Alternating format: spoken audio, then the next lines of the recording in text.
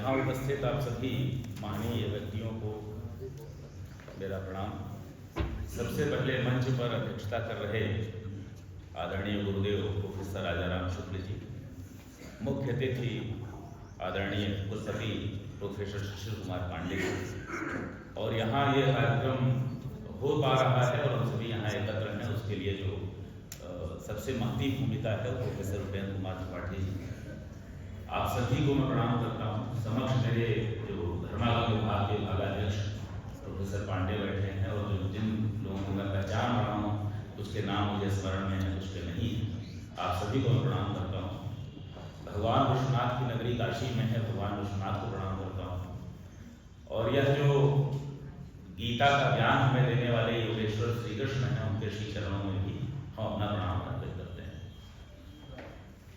जो विषय है गीता के संबंध में, गीता जयंती का जो आज आयोजन है, क्योंकि बचपन से मैं भी गीता जयंती के भी कई आयोजनों में मुझे भी प्रतिभाग का अवसर मिला है, गीता के कई प्रवचन भी सुनने का अवसर मिला है, और प्रोफेसर उपेंद्र कुमार त्रिपाठी के कारण या उनके संयोजकत्व में एक बार इस मंच से मुझे और बोलने का भी अवसर मिला है। तो उस समय भी मैंने यह बात की थी आप लोगों से कि गीता में उस बार हम लोगों ने कर्मयोग की बात की थी कि कर्मयोग वास्तव में है क्या और बिना फल की इच्छा किए हम कर्म कैसे कर सकते हैं। तो भगवान कृष्ण ने कहा था सहज भाव में रहना है। ज्ञानी जन सहज अवस्था में रहते हैं, अनारंभ की अवस्था में रहते हैं, कुछ भी आरंभ नहीं करते, परंतु जो सामने आ पड़ता है उस पर वो अपना स्वाभाविक कर्म करते हैं। और वही स्वाभाविक कर्म जब अर्जुन के अधिकारों का हरण हो रहा हो, उसके अधिकार ना मिल रहे हों, तो वह स्वाभाविक कर्म युद्ध के रूप में सामने आता है, दया के रूप में सामने नहीं आता है। स्वजनों के प्रति दयालु होने अथवा उनके प्रति संभाव रखने में नहीं आता, सद्भाव रखने में नहीं आता, वहां उसका कर्म युद्ध के रूप में आता है। पिछली बार जब मैं आया था तो वह भी एक आशु भाषा जैसा था, क्योंकि पहले से बहुत मन में सोच कर आए नहीं थे क्या बोलना है और चीजें वैसे चलती चली गई। आज मुझे लगा यहाँ बैठे बैठे कि थोड़ा सा अप एंड डाउन कर लिया जाए चीजों को, एक थीम बन जाएगी। समय मैंने देखा सर ने मुझे 15 मिनट का दिया है, कहा कम समय है तो उसमें सारा दिन बोलना होगा, तो एक एक करके कुछ विषय उठाएंगे। सबसे पहले तो गीता आज के समय में प्रासंगिक है अथवा नहीं है, इस विषय पर खूब डिबेट्स हुई है, बड़ी बहस हुई है, राष्ट्रीय और अंतर्राष्ट्रीय बहस हुई है। और अंत में लगभग सभी लोग क्या मानते हैं, चाहे वो प्रबंधन का लेक्चर देने वाले लोग हों, चाहे युद्ध नीति बताने वाले लोग हों, चाहे राजनीति बताने वाले लोग हों, सभी मानते हैं कि गीता की प्रासंगिकता आज भी है। और मुझे लगता है यहाँ जो लोग सामने बैठे हैं उन्हें भी इस बारे में कोई संशय नहीं है, तो उसको मैं सिद्ध करने का अनावश्यक प्रयास नहीं करूँगा। इस धारणा से हम लोग अपना यह कथन या अपना यह संभाषण प्रारंभ करते हैं कि गीता आज भी प्रासंगिक है। अब गीता की प्रासंगिकता किन क्षेत्रों में है? एक तो दर्शन गीता में जो दिया गया है वह जीव दर्शन में दार्शनिक ऊंचाइयों पर ले जाता है, जो हमें योग का बताया गया, मुक्ति का मार्ग बताया गया, निष्काम कर्म करने का रास्ता बताया गया, यह हम गीता से सीखते हैं। दूसरा, इसमें जीवन शैली कैसी होनी चाहिए, तो जीवन शैली के बारे में पिछली बार हम लोग बहुत विस्तार से बात कर चुके हैं।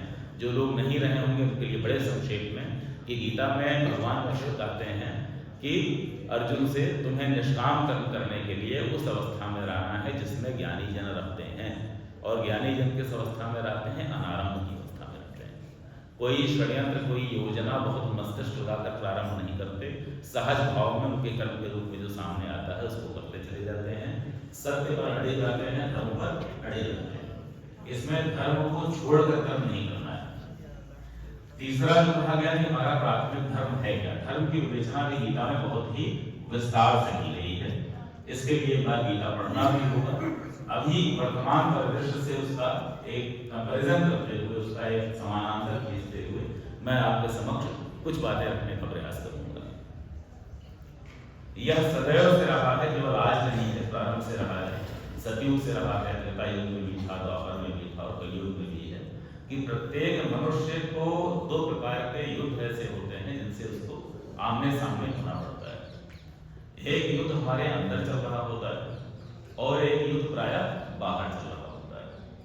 हमारे पास ज्ञान की दृष्टि होती है तो हम आंतरिक युद्ध को देख पाते हैं, हमारे पास भौतिक दृष्टि होती है तो हम बाह्य युद्ध को समझ पाते हैं। इन दोनों दृष्टियों का अभाव होने पर दृष्टि और नेत्र में थोड़ा सा अंतर है। नेत्र होगा तो हो सकता है आपको बाहर का युद्ध ना दिखता हो, नेत्र होगा तो हो सकता है भीतर का युद्ध ना दिखता हो, लेकिन आंतरिक और बाह्य दृष्टि जो विकसित होती है तब हम दोनों को देख पाते हैं।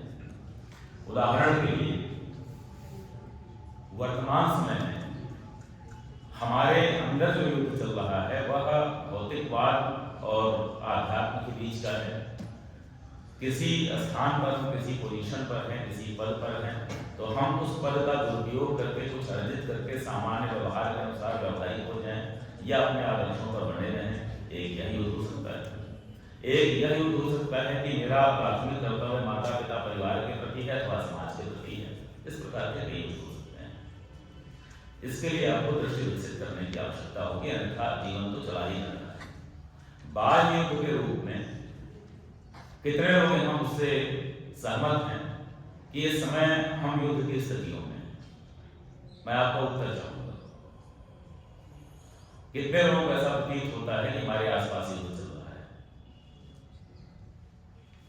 बहुत हम लोग मुझे रिस्पॉन्सिव लग रहे हैं इसमें। लेकिन बांग्लादेश से लेकर आपके देश की सीमाओं के भीतर तक जब मैं श्री विश्वेश्वर की सेवा में बैठता हूँ और भगवान विश्वनाथ के मंदिर के ठीक बगल में मुझे अपनी छिनी हुई भूमि दिखती है, छिना हुआ भवन दिखता है, तो यह लगता है कि आज तक नहीं, हम तो हजारों वर्षों से लगातार युद्ध में, निरंतर युद्ध में। जो पांडवों का राज्य था वह तो उनसे केवल 12 वर्ष के लिए छिना था और 1 वर्ष अज्ञातवास का था। इसके बाद भगवान कृष्ण की प्रेरणा से उन्होंने महाभारत किया। हमारी सीमाएं, हमारी भूमि, हमारा भौगोलिक क्षेत्र, हमारे लोग कितने हजार वर्षों से, कितने सैकड़ों वर्षों से निरंतर छीने जा रहे हैं, छिने हुए हैं, वो अभी तक हमारी सीमाओं में वापस नहीं आए। हम युद्ध में निश्चित रूप से हैं, परंतु युद्ध रत नहीं है। हम निरंतर हजार वर्षों से, मुझे लगता है कि अर्जुन की उस अवस्था में है जो गांडीव रखकर बैठा हुआ है और युद्ध करने को तत्पर ही नहीं है, क्योंकि उसे लगता है कि युद्ध से तो जितने तक अर्जुन ने दिए थे, युद्ध से जो हिंसा होती है, विदेशता होती है, नष्ट होता है, युद्ध से कुछ बनता नहीं है। जो लोग मारे जाएंगे, उनकी स्त्रियां उसके बाद विधवा होंगी, उनसे मनसंकट उत्पन्न होंगे, फिर उससे समाज में और अनाचार फैलेगा, तमाम विप्लव आ जाएगा, विध्वंस हो जाएगा। युद्ध से क्या सकता है? और भगवान यही कहते हैं, तुम्हारा स्वाभाविक कर्म है, तुम पर आन पड़ी है, युद्ध आवश्यक। तो यह जो निरंतर युद्ध में चले जाने की स्थिति है, इसमें आंतरिक युद्ध से, आंतरिक आपका युद्ध चल रहा है, उससे मुक्ति पाना या उस पर विजय पाने का जो कार्य होता है, दोनों साथ साथ भी चल सकते हैं, परंतु प्रायः वह भौतिक जीवन से विरत, सांसारिक जीवन से विरत सन्यासी का कार्य होता है। सन्यासी सांसारिक युद्ध से भी परंतु मुक्त नहीं हो सकता। हम जानते हैं जब हमारे यहाँ आक्रमण हुए हैं तमाम सन्यासियों का, सर धड़ से उनकी साधना के बीच में उनके साथ अत्याचार हुआ, अनाचार हुआ। वर्तमान समय में बांग्लादेश में इस कान मंदिर के जो पुजारी थे, जो विपरीत विचार वाले, उन्हीं लोगों का पोषण भी करते थे, भोजन भी खिलाते थे, प्रार्थना करते थे और तो कुछ कर नहीं रहे थे, उनके ऊपर अत्याचार हो रहा है, क्योंकि बाह्य युद्ध के वो भी शिकार है। आंतरिक युद्ध को अपने जीतने का प्रयास कर रहे थे, अब आंतरिक साधना भी उनकी इस समय बंद हो जाएगी या नहीं हो पाएगी जब वह बाह्य युद्ध के पीड़ित हो जाएंगे। अतः सांसारिक जीवन जो है वह इस देह के साथ जब तक आप है तब तक तो समाप्त होता है। तो सांसारिक जीवन में आपको रहना है तो सांसारिक युद्ध में आपको प्रतिभाग करना ही करना होगा, इसका आपके पास विकल्प नहीं है। आप या तो नष्ट होते रहेंगे, विजित होते रहेंगे, या फिर विजेता बनने के लिए एक दिन आपको गांडी उठाना होगा और भगवान श्री कृष्ण की गीता से आपको संदेश लेना होगा। गीता में भी जो 2 अलग अलग प्रकार की, गीता के मैं जो टीकाएं हैं उनकी बात नहीं कर रहा हूँ, परंतु 2 गीता हैं जिनके बारे में हम जानते हैं। एक अष्टावक्र गीता है, श्रीमद् भगवद गीता है। अष्टावक्र गीता में राजा जनक और ऋषि अष्टावक्र के बीच का जो संवाद है वह मुमुक्षु और ज्ञानी के बीच का है। मोक्ष पाने की भावना के साथ राजा जनक बात कर रहे हैं और अष्टावक्र में मोक्ष का मार्ग बता रहे हैं। परंतु ज्यादा जो आजकल चर्चा होती है, जिस पर हम बात करते हैं, वह श्रीमद् भगवद गीता की बात करते हैं। यह भी ईश्वरीय प्रेरणा ही है, क्योंकि मोक्ष की बजाय सांसारिक युद्ध को जीतने के बाद मोक्ष प्राप्त करने का मार्ग श्रीमद् भगवद गीता दिखाती है, और सांसारिक युद्ध को टालना फिलहाल हमारे वश में इस पृथ्वी पर आते हुए, इस देश के साथ आते हुए नहीं है। अब इसके बाद जो अगला प्रश्न है कि बाल युद्ध में करना क्या है, तो इसके लिए मैं कुछ उदाहरण देना चाहूंगा। महाभारत के ही पात्र है, आप जानते हैं उनका क्या परिणाम हुआ था और भगवान ने उनके साथ क्या परिणाम श्रेयस्कर बताया था, धर्म संबंध बताया था। एक पात्र है शल्य। शल्य पांडवों के मामा थे, युद्ध में भाग लेने पांडवों की तरफ से आए। दुर्योधन ने मार्ग में उनको बहुत अच्छी सेवा शुश्रूषा दी, तो प्रलोभनवश वह दुर्योधन की तरफ से योद्धा, अधर्म पक्ष से योद्धा हो गए, यह जानते हुए कि वास्तविक संबंध उनका पांडवों से। अब उसका एक समानांतर कीजिए। बांग्लादेश में आज जिन पुरुषों की हत्या हो रही है, जिन महिलाओं के साथ बलात्संग हो रहा है, उनसे उत्पन्न संतानों को वह पैशाचिक वृत्ति के लोग एक अलग विचार में प्रवृत्त करते हैं, एक अलग पहचान दे देते हैं। ऐसा ही पाकिस्तान में हुआ था विभाजन के समय, ऐसा ही इस देश के कई दंगाग्रस्त क्षेत्रों में हुआ है, जहां जनसांख्यिकी संतुलन वैचारिक आधार पर बदल दिया गया है। कालांतर में वह संतानें, कौन मना कर सकता है कि संपूर्ण दक्षिण भारतीय जो या भारतीय उपमहाद्वीप में जितना धर्मांतरण हुआ लगभग ऐसे ही हुआ है। किसी का मोहम्मद कासिम ने किया है, किसी का मोहम्मद गोरे ने किया है, किसी का मोहम्मद गजनवी ने किया है, किसी का सिराजुद्दौला ने किया है, किसी का टीपू सुल्तान ने किया है, कौन नहीं जानता। यह संबंध जानते हुए कि हमारे पूर्वज कौन थे, किनकी संततियां हैं, इसके बावजूद आज वह अधर्म पक्ष से लड़ने के लिए खड़ा हुआ है व्यक्ति, तो वह शल्य है। यह जानते हुए कि मेरा संबंध इनसे है, मैं किनकी संतान हूँ, किस भूमि में उत्पन्न हुआ हूँ, और मेरी माता के साथ गलत कार्य करने के बाद मुझे उत्पन्न किया गया था, चाहे इस पीढ़ी में या उस पीढ़ी पहले, उसके बाद भी अगर व्यक्ति दूसरी तरफ से कट्टर होकर आपसी युद्ध करने के लिए तत्पर है, तो वह शल्य का प्रतीक है। दूसरा था कर्ण। कर्ण के अधिकारों का कुछ क्षरण हुआ होगा, वो अपना ही भाई था, हमारे बीच का था, पांडवों के बीच का था। हो सकता है कुछ उनको समस्याएं त्रुटियां सहनी पड़ी, परंतु कर्ण भी प्रलोभनवश उसको एक राज दे दिया, सम्मान दे दिया, भाई का उसको बता दिया, दूसरे पक्ष में चला गया। उसे भी भगवान कृष्ण ने अवसर दिया था, जाकर उसको सत्य पहचान बताई कि तुम धार्मिक विचार के व्यक्ति को, तुम्हें धर्म की तरफ से युद्ध करना चाहिए, अधर्म की तरफ से युद्ध नहीं करना चाहिए। परंतु कर्ण भी बाज नहीं आया।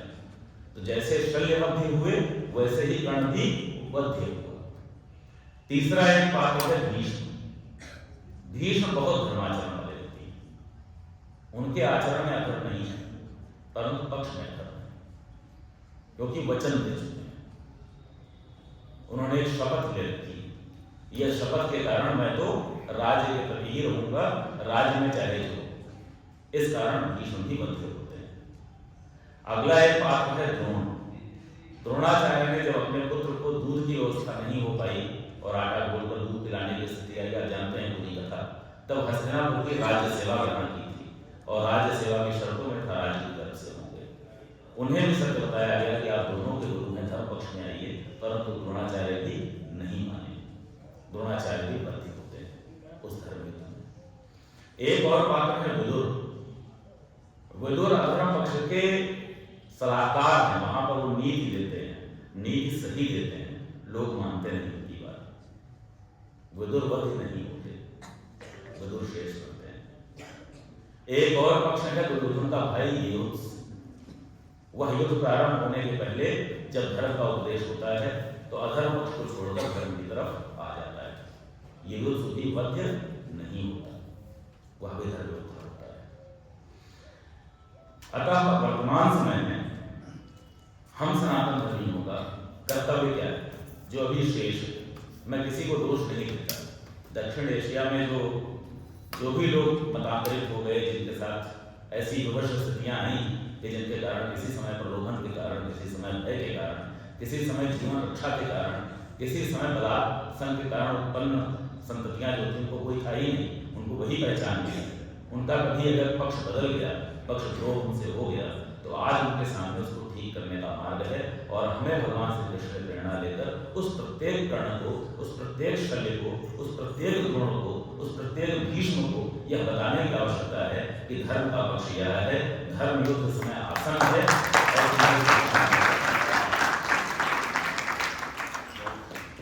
इस रूप में एकदम मैं जो कहा जाए, इसको अंत में अपनी बात इससे करना चाहूंगा सनातन धर्म के व्यक्तियों का, हमारे समूह का, हमारे इस पूरे संगठन का अथवा हमारे इस पूरे समाज का कर्तव्य है संबंधों का तथ्यात्मक पक्ष प्रचारित करना, यह बताना कि तुम हमारे ही पूर्वजों की संततियां हो, हमारे ही भाई हो, तुम या तो कर्ण हो या तो शल्य हो, और दोनों ही रूप से तुम्हें हमारे पक्ष में होना चाहिए और हम तुम्हें दोनों बाहें फैलाकर स्वीकार करते हैं, यह पहला पक्ष होना चाहिए। दूसरा, मानव कल्याण हेतु सत्य विचार को प्रचारित करना, जिनकी एंसेस्ट्री हम नहीं खोज पा रहे हैं, जिनके पूर्वज हमारे थे नहीं थे, उन्हें भी भ्रम है, हमें भी भ्रम है, उन्हें यह बताना है देखो धर्म और अधर्म के दो मार्ग हैं, इसमें धर्म के मार्ग पर आइए, मानव का कल्याण उसी से सुनिश्चित होगा, इस पृथ्वी का कल्याण उसी से सुनिश्चित होगा, अतः तुम्हें इस तरफ सम्मिलित होना चाहिए। ऐसे भी पात्र हैं महाभारत में जो धार्मिक विचारों से भिन्न थे, घटोत्कच थे, बदरीक थे, वह भी सम्मिलित हुए थे और वह धर्म पक्ष से सम्मिलित हुए थे, उनको सत्य बताने की आवश्यकता होती है। उसके बाद सर्वत्र सनातन का प्रसार करना ही हमारा उद्देश्य होना चाहिए, इसलिए नहीं कि हम धर्म प्रचारक होना चाहते हैं और सबको अपने धर्म में लाना चाहते हैं, इसलिए क्योंकि वैश्विक रूप से विश्व के संपूर्ण इतिहास में एक ही ऐसा धार्मिक विचार है जिसने युद्ध के द्वारा, अत्याचार के द्वारा, अनाचार के द्वारा, किसी की गर्दन काटकर, किसी के साथ बलात्कार करके, किसी को लूट कर, कभी किसी को मतांतरित करने का प्रयास नहीं किया है। आज भी आग्रह पूर्वक बताने की आवश्यकता है कि यह निर्णायक समय है, विश्व की परिस्थितियां जैसी होती जा रही हैं, इस देश की परिस्थितियां जैसी होती जा रही हैं, समाज की परिस्थितियां जैसी होती जा रही हैं, उनमें अस्तित्व में युद्ध आसन है, युद्ध होना ही है, तो पक्ष पहले निश्चित हो जाना चाहिए कौन पांडव पक्ष से है और कौन कौरव पक्ष से, और उसके बाद भी यदि नहीं मामला बनता, नहीं लोग तैयार होते, नहीं स्वीकार करते, तो अंत में जो परिणाम कर्ण को प्राप्त हुआ, जो शल्य को प्राप्त हुआ, जो भीष्म को प्राप्त हुआ, जो द्रोण को प्राप्त हुआ, युद्ध में आने के बाद तो निष्ठुर होना है, तो यह बिल्कुल ध्यान नहीं रखना है कि अभी हमारी तरह दो पैरों पर दो हाथ वाला व्यक्ति है, या हमारे किसी पूर्व संबंध से उत्पन्न है, या हमारे किसी पूर्व विचार से उत्पन्न है, या हमसे मित्रवत है, या इसका हमसे कोई किसी प्रकार का स्वार्थ कभी सिद्ध हुआ है। इन्हीं बातों के साथ पुनः योगेश्वर श्री कृष्ण के चरणों में नाम करते हुए हम सभी गीता का सत्य ज्ञान अर्जित करके अपने वर्तमान महाभारत को जीत सकें, इस कामना के साथ पुनः आप सभी को, आप सभी की मेधा को,